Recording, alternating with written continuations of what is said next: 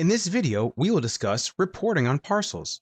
If you'd like to follow on with this video, please open the file reportingonparcels.dwg located in the training folder as discussed in the Working with this dataset video.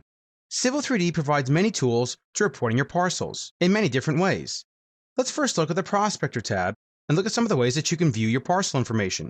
In the site where the parcels exist, expand the site, and then you have the parcels category. If you'd like to actually report on the site itself, you can right-click on Parcels and go to Properties. This will analyze the outerlying parcel. To report on individual parcels, you can simply select them, right-click, and then export to LAN/XML or export analysis. When you click on Export Analysis, you need to provide a destination file. I'll export this first property. Note the options available. You can do a map check, an inverse analysis, process segment order counterclockwise, however you need to do it.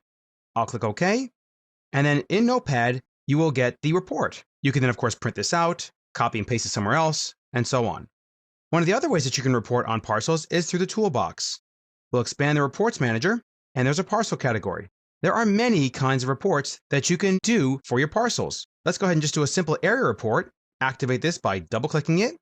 You are then prompted to select a parcel or parcels. The buttons above here toggle on and off the different Civil 3D objects.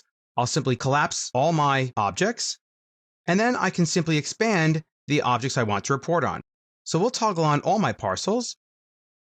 Click OK. You'll need to save a file, and then in your default browser, you'll get all the parcels and their area in acres and in square feet. There's also a meets and bounds reports that you can select by simply double-clicking this.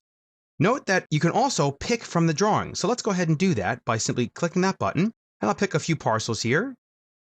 Right-click when you're done with your selection set, and these will automatically get selected, as you can see here. I'll click OK. Save my meets and bounds reports. And again, in your default browser, the report will appear. Now let's look at a different kind of report. This report is actually a program. The Parcel Map Check report, I can double-click here, and notice how you get a dialog box. So this is a program that was developed by Autodesk, and it's very similar to the Export Analysis function that we saw in the Prospector tab. You can toggle any of the parcels you want on, and then simply click on Create Report. This will then generate a Parcel Map Check report for all of the parcels that you had checked. And then you could, of course, right-click, select all, and then copy and paste it out as you need to.